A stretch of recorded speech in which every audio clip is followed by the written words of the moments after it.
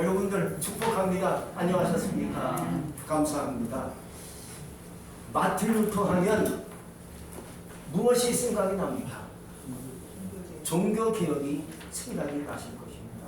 1517년 10월 31일 날 마틴 루터는 로마 교회를 향하여 개혁적인 담당문을 내면서 개혁이 시작됩니다.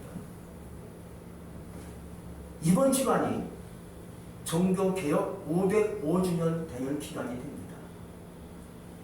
루터의 종교개혁은 세 가지 축을 가지고 이루어졌습니다. 첫째는 모든 교회가 성경으로 돌아가자 하는 운동을 시작합니다. 사실 카톨릭은요, 원래 처음에는 교회가 멋있게 시작되었습니다. 2000년 전에 이 땅에 주님이 오셔서 교회가 세워졌잖아요. 베드로, 요한, 야고보 이런 예수님의 제자를 통해서 교회가 세워졌는데 참 교회가 멋있게 시작됐는데 가면서 교회가 변질됩니다. 카톨릭이라는 교회가 이렇게 만들어지고 왕성해지면서 교회가 변질되는데 말씀을 떠납니다. 말씀을 갖고 있지만 그들은 교리를 가지고 더 말씀화시켰습니다. 그러니까 루터가 누굽니까? 원래 신부였습니다. 그러니까 자꾸 갈수록 마음속에 의심이 생기고 마음에 절망이 생기고 이건 아닌데 왜? 성경에 있는 말씀이 분명한데 조금 교리를 중심하니까 말씀이 왜곡되기 시작하는 겁니다. 이건 아닌데 하면서 그때부터 마음속에 여러 가지 생각이 떠올려지는 겁니다. 이건 교회가 아닙니다. 말씀을 떠났다는 말이죠. 말씀 중심으로 가는 것이 교회가 아니겠습니까? 교회 중심은 말씀 중심이고 예수 중심 아니겠습니까?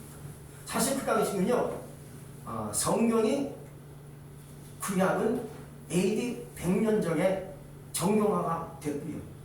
397년에는요 신약이 27권이 정경화가 되어가지고 구약, 신구약 합해가지고 캐논, 정경이 만들어졌습니다. 이게 성경이 바이블이 된 거죠.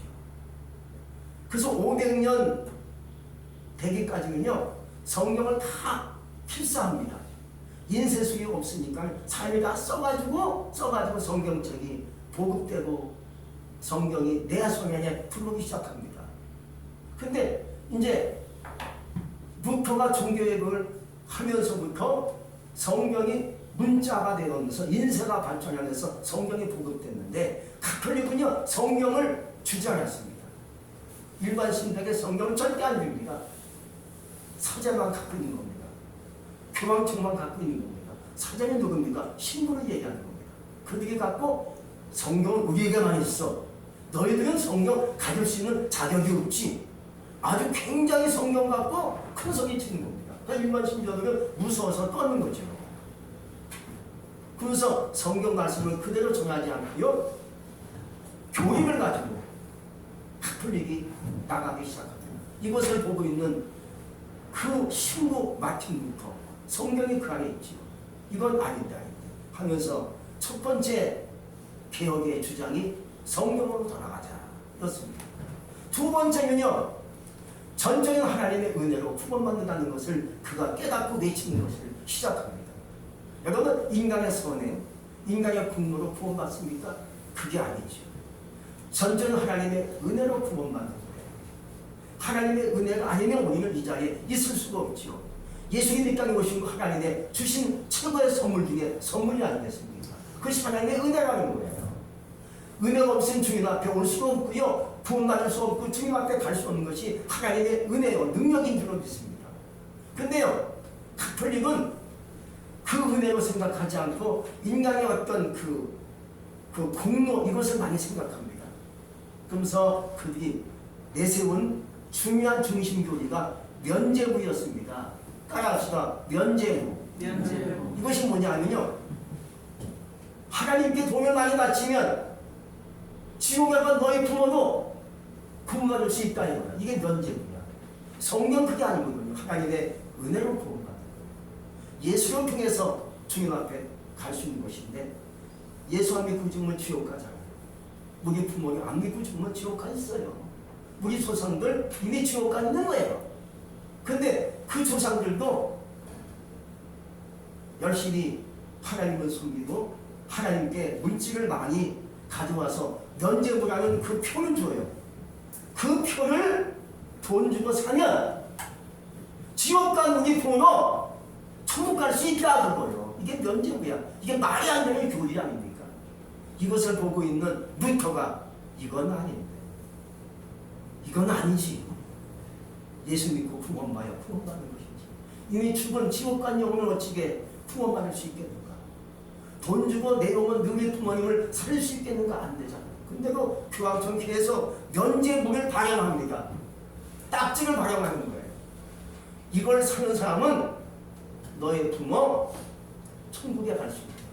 지옥 간 너의 친척, 너의 아버지, 어머니, 조상, 할아버지, 할머니 구원받을 수 있으니 이걸 사야 돼. 그러니까 많은 사람들이 진짜 그게요. 돈 싸 짊어지고 와서 면제부를 사기 시작하는 겁니다. 저 한 장 주세요. 한 장에 5천만 원, 한 장에 1억.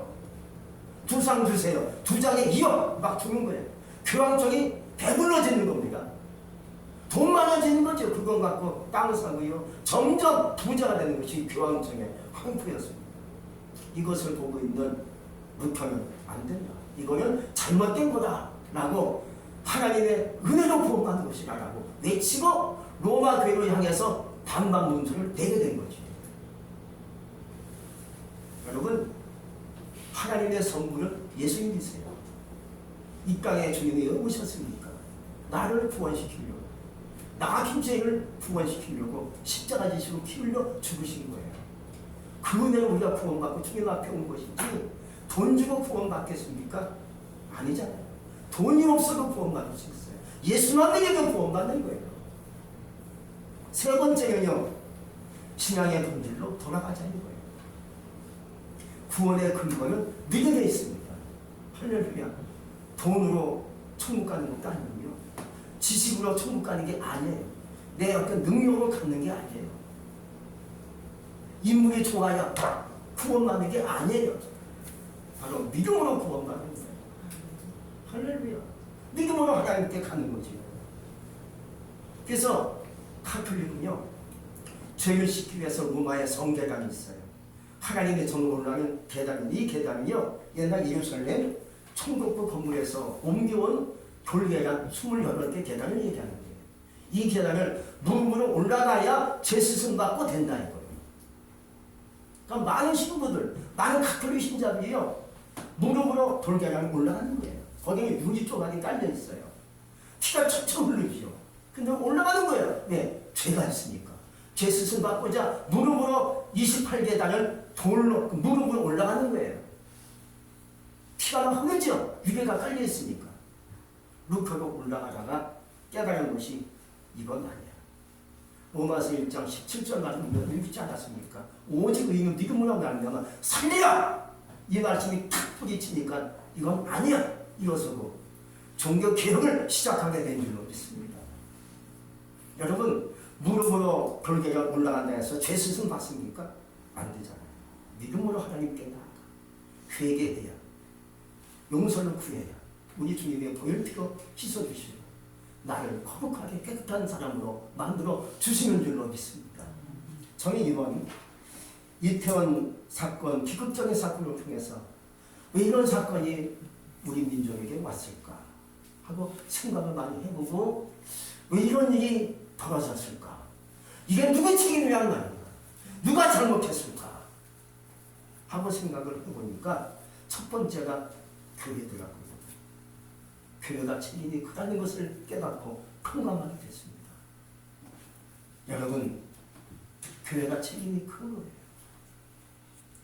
루터가 잘못된 교회를 바로 세우고자 종교개혁을 일으켰잖아요.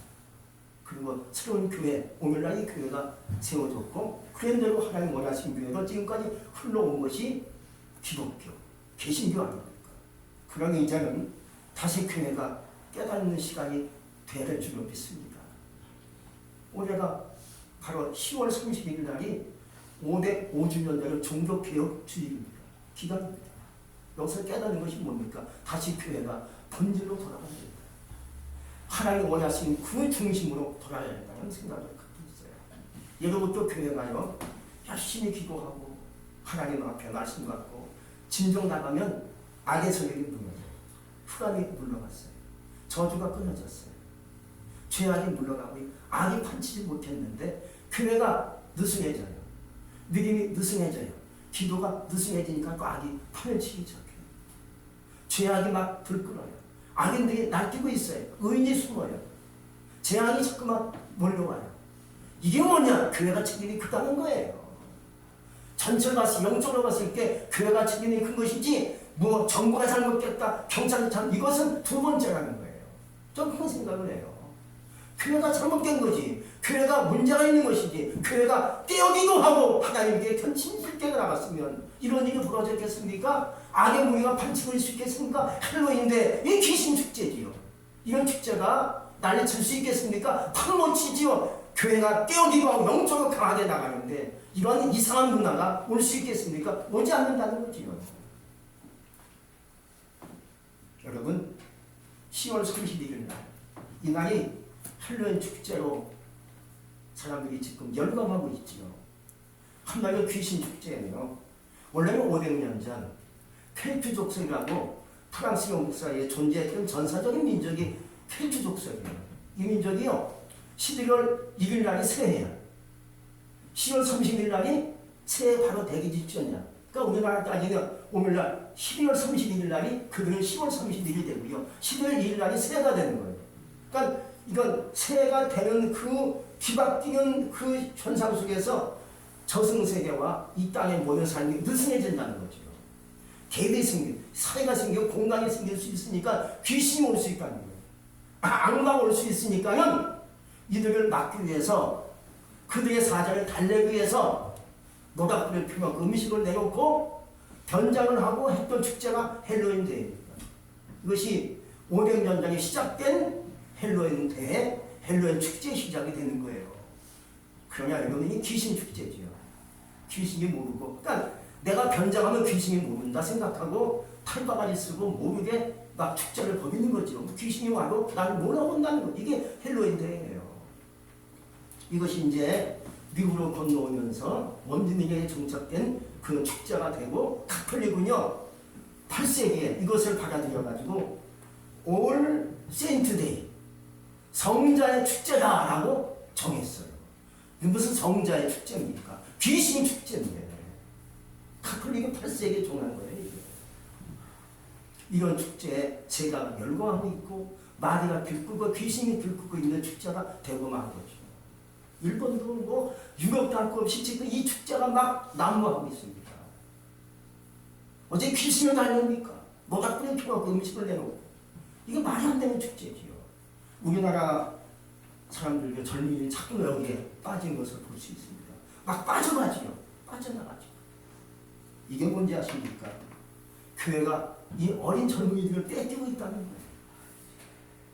기도와 말씀으로 잘 가르치고 양육하고 성령의 체험을 하게 했다면 이들이 거기 가겠습니까? 안 가죠. 갈 수가 없죠. 근데 교회가 느슨해지고 믿음이 느슨해지고 영적으로 깨어있지 못하고 눈물로 기도해주지 못하니까 젊은이들이 막 몰려가서 그런데 참여하고 죽기도 하고 그렇게 참사를 하지 않았습니까? 우리 그러므로 깨닫고 통감할 수 있는 시간이 되시기 바랍니다. 아, 이것이 한국교회의 책임이고 우리의 책임이고 내 책임이구나 하고 하나님께 회개할 수 있기를 축복합니다. 내가 잘못했습니다. 우리가 기도하지 못해서 이런 일이 생겼군요 라고 하나님께 통감하고 회개하며 나갈 수 있기를 주의 이름으로 축복합니다. 참 요상하게요. 이 종교개혁 주간에 이런 일이 생겼다는 것은 참 아주 심각한 의미를 우리에게 주고 있지 않겠습니까? 그러므로 루터는요 종교개혁을 하다가 너무 힘들었습니다. 두 가지 압박이 그에게 찾아오게 된 것이죠. 하나는요 교황청에서 너 루터 올해 신부였으니까 너 종교재판 해가지고 너를 죽일 거야 라고 압박이 들어옵니다. 다시 돌아와. 안 오면 너를 재판에 넘겨서 죽일 거야. 지금은 이 교회 심판하고 그 다음에 나라 심판 다르지요. 근데 그 당시에 교회가 모든 것을 주관했습니다. 교황청에서 종교재판 다 했습니다. 재판에서 사용하면 죽이는 거예요. 이렇게 죽이겠다는 거예요. 루터를. 왜? 네가 교리를 어기고 떠났으니까 너도 회부해가지고 재판해가지고 죽이겠다 하는 압박이 들어옵니다. 또 하나 압박은요, 루터를 반대의 세력이 있어요. 루터를 비난합니다. 왜 비난하는지 아십니까? 루터가 결혼하고 싶어서 신부옷을 벗었다는 거예요. 너 잘못된 거다. 너 결혼하고 싶으니까 신부옷을 벗었지. 신부는 결혼 아예 안 해요. 안 하지요. 이걸 갖고 비난하니까 루터가 너무 힘든 겁니다. 절망에 쭉 빠져 있습니다. 종교개혁을 열심히 하다가 절망에 빠지니까 어느 날 루터 부인이 아침에 하얀 소복을 입고 나타납니다. 그러니까 루터가 보면서 여보, 누가 죽었어? 그러니까 루터 부인이 말합니다. 하나님이 죽었습니다.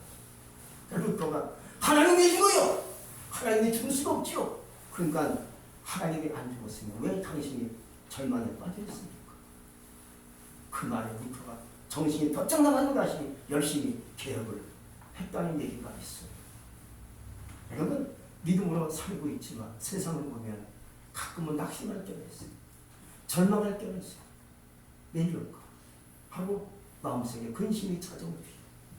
어려운 환경 속에 살다 보니까 내 마음속에 고통과 염려가 들어오기도 합니다. 그러나 살아계신 주님을 여러분들이 믿으시고 볼 수 있기를 주의 이름으로 축복합니다. 중세 어느 교국은요, 낮에는 등불을 켜고 다녔다고 얘기를 해요. 다 이렇게 정보가 있어요. 그래서 사람들이 다가가서 얘기합니다. 교국님, 이렇게 환한 평야에 왜 등불을 켜고 다니십니까? 하고 질문하니까 교부가 하는 말이에요. 세상이 어두워서 등불을 켜고 있어요. 세상이 어두우니까. 이게 통자적인 의미가 있어요. 지금 이 세상이 어두워지고 있는 것 같아요. 그렇죠? 이렇게 햇빛이 비치는 것 같지만 영적으로 봤을 때 세상이 지금 어두워가고 있어요. 세상이 지금 미쳐버려가고 있는 것 같아요. 아니 혼란 속에 빠진 것 같아요. 우리나라도 그렇고요. 세계 정세가 다 크게 지금 너무 힘들어요. 어김이 깔려 있는 것 같아요. 그러나 어찌 해야겠습니까? 이때 등불을 켜는 자가 돼야 될 줄 없겠습니다. 등불을 켜라는 거예요.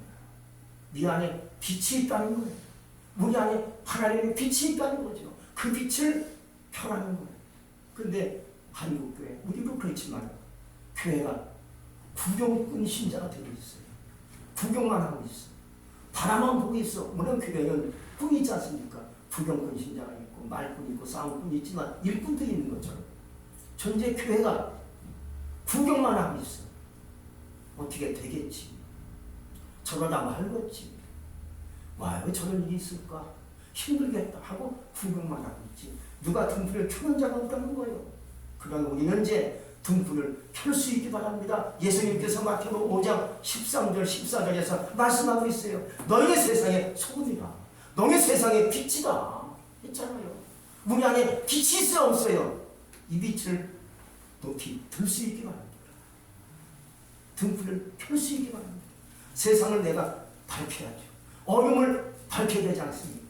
내 이웃에, 내 가정에, 내 식구와 내 모든 주위에 빛을 주어서 어둠이 물러갈 수 있기를 주의 이름으로 축복합니다. 지금은요, 사람의 세 가지로 묶여가고 있어요. 어둠에 묶여가고 있어요. 세상에 묶여가고 있어요. 나 자신에게 묶여가고 있어요. 우리도 살다 보니까 어쩔 수 없이 상황 속에 끌려가고 이끌려가는 때가 많이 있어요. 그게 묶여가는 거예요. 마치 이 겨울에 수많은 사람들이 그냥 떠밀려가는 것처럼 나도 모르게 막 떠밀려가요. 상황에 떠밀려가고 어떤 환경에 떠밀려가요. 그러다 보니까 반복적인 생활을 하다 보니까 나도 모르게 어둠에 끌려가는 거예요. 세상에 끌려가고 있어요. 나 자신에게 그냥 수긍하면 어쩔 수 없지, 할 수 없지 않느냐고 끌려가는 거예요. 이 세 가지로 묶여가고 있어요. 그렇다면 어찌해야 되겠습니까? 다시 한번 우리가 생각하고 오늘 여러분의 신앙이 전환점이 되기 바랍니다. 오늘 또 안수 집사님이 기도하셨는데 거듭나야 되겠다 라는 생각이 듭니다. 할렐루야. 다시 신앙의 개혁이 여러분에게 일어날 수 있기를 주의 이름으로 축복합니다. 신앙의 개혁은요, 다니엘처럼 주님 앞에서 뜻을 정할 때 일어날 수 있는 거예요. 뜻을 정할 때는 어느 한 곳에 소개봐요. 내가 이쪽에 뜻을 정하면 이쪽은 공감이 생겨요. 손해 볼 수 있는 광경이 생길 수밖에 없지요. 왜? 내가 기도의 뜻을 정합니다. 믿음의 뜻을 정합니다. 물질의 뜻을 정합니다. 하고 뜻을 정하면요, 어느 한 것은 조금은 비어요. 이런 게 있습니다. 내가 기도를 하겠습니다. 하고 시간을 정해놓고 기도를 해요. 그러면 그 시간은 다른 일을 해요. 그쪽에 손해 볼 수 있는 일이 생긴다 그 말이에요. 사도행 10장에 보면 고넬료라는 백부장이 나와요. 이 사람은 이갈리아 군대 백부장, 장교입니다. 이 사람이 어느 날 이제 하나님을 알게 돼요. 예수를 알게 돼서 예수를 믿고 하나님께 기도하려고 작정합니다. 그래서 제9시에 하나님께 기도하는 시간을 갖기 시작합니다. 제9시는요, 오늘날 9시가 아니라 6시간 환산하면 오후 3시가 되는 거예요. 3시면요, 군인이 한창 일하고 업무 볼 시간이 아닙니까? 아침도 저녁도 아니고. 그 시간에 하나님께 작정기도하고 기도하겠다는 거지. 이거는 나중에 업무에 차질이 생기면 본인에게 손해가 없다. 신상에 해로움이 생길 수 있어요. 손해가 되는 거지요. 왜? 그 시간에 업무를 봐야 되는데, 하나님께 기도해야 되는데. 근데 이 사람은 믿음을 갖고 내가 오후 3시에 하나님께 기도하는 거예요. 아주 어느 하나 뜻을 정한 신앙이 된 거지요. 우리 같으면 잘 안 될 것 같아. 분명인데 일반인도 직장 다녀야 되는데 그 시간 기도할 수 있겠어요? 근데 이 사람은 기도하는 거예요. 하나님께 맡기고. 근데 하나님이 책임을 져주지 않습니까? 하나님이 베드로를 통하여 그 기도국에서 은혜 받게 하시고 가정 전체로 구원받는 역사가 일어나게끔 하십니다. 할렐루야죠. 여러분, 내가 뜻을 정하고 기도하면요, 내가 손해보는 것 같지만 하나님이 다 메꿔주세요. 하나님이 축복하실 줄 믿습니다. 뜻을 정했다는 것은요, 남겨놓은 씨를 먹지 않고 거기다 심는다는 것이 얘기해요. 내가 배고파요. 근데 남겨있는 씨를 농부들은 안 먹지요. 그걸 심어야 그 다음에 또 싹이 나서 추수해서 열매를 먹는 것처럼 나에게 남겨있는 씨가 있어요. 그것을 먹지 않는 것과 똑같은 거예요. 그걸 심는 거지. 이게 뜻을 정한 신앙을 얘기할 수가 있습니다. 힘들어도 그 씨를 먹지 않고 심어야 돼요. 배고파도 먹지 않고 심어야 돼요. 이것이 뜻을 정한 신앙을 얘기할 수 있습니다. 그럴 때 나중에 30대, 60대, 100대 열매가 맺히게 돼 있는 거예요. 다니엘, 우리가 말씀을 드렸습니다만, 다니엘은요, 다니엘서 1장 8절에 나오면 뜻을 정한 신앙을 하나님께 드리기로 결심합니다. 어떤 뜻을 정하는 겁니까? 그 당시에 이 다니엘과 세 친구가 바벨마로로 끌려갑니다. 유다인들인데 끌려가서 왕궁에서 인물이 좋으니까 뽑아가지고 특별히 아주 인재가 될 만한 사람을 뽑아서 데리고 가는 겁니다. 끌려가는 겁니다. 포로로 끌려가서 왕궁에서 그 몇 사람을 아름답게 키우는데 거기는요, 다른 나라에서 온 동자들이 있어요. 그래가지고 쫙 키워 나중에 나라에 인물로 쓰려고, 재물로 쓰려고, 인재로 쓰려고 키우는 거예요. 그 중에 다니엘이 있었습니다. 세 친구가 있었습니다. 이들이 이제 보니까 왕의 하상의 음식이 아주 신기하고 좋은 음식인데 이게 우상의 제물이에요. 이걸 먹으면서 열심히 공부하고 여기서 바벨론 문화를 가꾸면서 인재가 되거라 하고 왕의 하상의 물질, 그 음식을 먹으라는 거예요. 다니엘 보니까 이거 먹으면 하나님께 죄짓는 거예요. 먹을 수가 없어. 그래서 황관장한테 얘기합니다. 황관장님, 우리가 이 음식을 먹을 수 없어요. 채소만 먹으면 안 돼요? 황관장이 안 돼. 이거 너희가 먹다가 얼굴이 초췌해지고 이상해지면 나만 못 잘려. 그러니까 다니엘이 얘기합니다. 그러면 좋아요. 열흘 동안 시험해 보세요. 채소만 주고 먹고 난 다음에 나중에 얼굴을 다른 동자 TV에 보시면 되지 않습니까? 사실 이렇게 봤을 때 황당장이 굳이 이들의 요구를 들어줄 필요가 있어요, 없어요? 필요가 없죠. 너희들은 포로로 끌려온 자들인데 우리 말 들어야지. 내가 너의 말을 들어줄 이유가 없다는 거죠. 근데 하나님이 이게 뜻을 정한 다니엘을 통해서, 세 친구를 통해서 하나님께서 황관장의 은혜와 긍휼을 부어주십니다. 그래서 다니엘 말을 듣게끔 하십니다. 뜻을 정하면 하나님이 역사하신다는 거예요. 이게 성경의 진리야. 뜻을 안 정하고 그냥 이렇게 저렇게 하면 주님이 역사할 수 없는데, 내가 손해를 볼 수 있을 정정, 내가 손해를 보아도 뜻을 정해야지 하고 뜻을 정하면 하나님이 역사하기 시작한다는 거죠. 이 다니엘 세 친구가 함께 뜻을 정하니 그렇게 얘기하니까 환관장이 알았어. 열흘 동안 시원해보자. 하고 그의 유혹을 그냥 들어주게 됩니다. 은혜와 긍휼이 그에게 임하니까 허락을 한 겁니다. 사실 보통 상황 같으면 허락을 안 하지요. 까불고 있네. 그냥 먹어. 이럴 텐데 알았어. 하고 그의 유혹을 들어주고 열흘 동안 먹게 합니다. 채소만 먹습니다. 우상쟁문이 아니죠. 여름에 싱거해보니까 더 그게 얼굴이 윤택해지고 긴져지니까 계속 채소만 먹으라 하고 허락을 하게 된 거지요. 여러분, 내가 하나님께 뜻을 정하고 기도하고 나가면 하나님이 책임을 져주신다는 거 믿으시기 바랍니다. 우린 그러므로 하나님 앞에 이제 다시 진실되게 이 나라의 민족을 생각하고 내 가정을 생각하고 우리 교회를 생각하면서 하나님께 무릎을 꿇고 하나님께 진실되게 기도하시기 바랍니다. 내가 하나님 앞에서 깨닫고 통감하며 회개하며 기도합니다. 주님의 뜻이 어디 있나요? 이 나라의 민족 지켜주시고 우리 가정을 지켜주시고 우리 교회 지켜주시고 우리 성도들 지켜주시라고 하나님께 간절히 기도하시는 가운데 하나님이 함께하는 역사, 뜻을 정한 여러분의 삶 속에 하나님이 함께하는 역사가 있기를 주의 이름으로 축복합니다. 기도하겠습니다. 전능하신 하나님 감사합니다.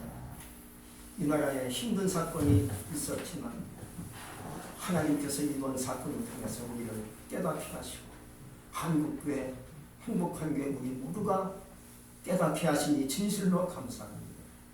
그냥 지나는 사건으로 끝나는 것이 아니라 하나님 앞에 깊이 통감하며 눈물로 회개하며 나갈 수 있는 저희 길로 인도하시어서 다시 우리의 삶 속에 다시 신앙의 개혁이 일어날 수 있기를 원합니다.